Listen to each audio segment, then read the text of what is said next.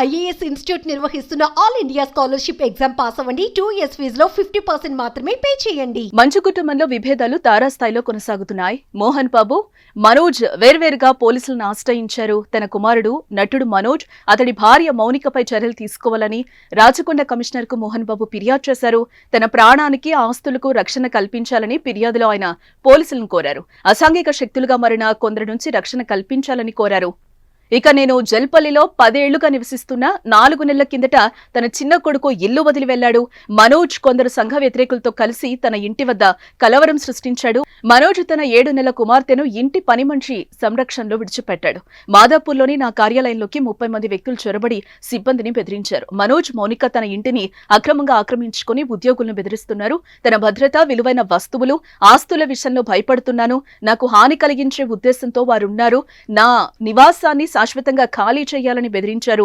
సంఘ విద్రోహులుగా మారి నా ఇంట్లో ఉన్న వారికి ప్రాణహాని కలిగిస్తున్నారు. చట్టవిరుద్ధంగా నా ఇంటిని స్వాధీనం చేసుకునేందుకు వారిద్దరూ ప్లాన్ చేశారు. నేను 70 ఏళ్లు దాటిన సీనియర్ సిటిజన్ని.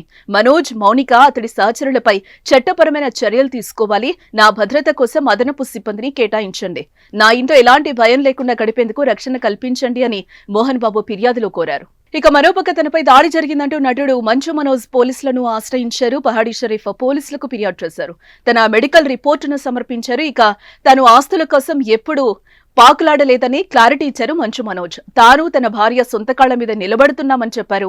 మోహన్ బాబు విద్యా సంస్థల్లో అక్రమాలు జరుగుతున్నాయని సంచలన ఆరోపణలు చేశారు. విద్యా సంస్థల్లోని బాధితులకు తాను అండగా ఉన్నా అని అన్నారు.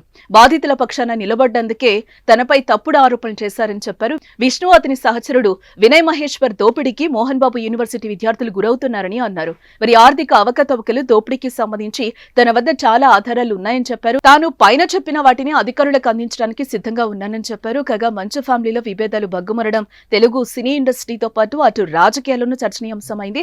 కొడుకు మంచు మనోజ్ మోహన్ బాబుపై, తండ్రి మోహన్ బాబు కొడుకు మంచు మనోజ్ ఒకరిపై ఒకరు ఆరోపణలు చేస్తూ పోలీస్ స్టేషన్ మెట్లెక్కి ఒకరిపై ఒకరు కేసులు పెట్టుకున్నారు. మొత్తానికి మంచువారి వ్యవహారం తెలుగు పరిశ్రమలో హాట్ టాపిక్ గా మారిందని చెప్పాలి. చూడాలి మరి మంచు ఫ్యామిలీలో చెలరేగిన మంట ఎప్పుడు చల్లారుతుందో.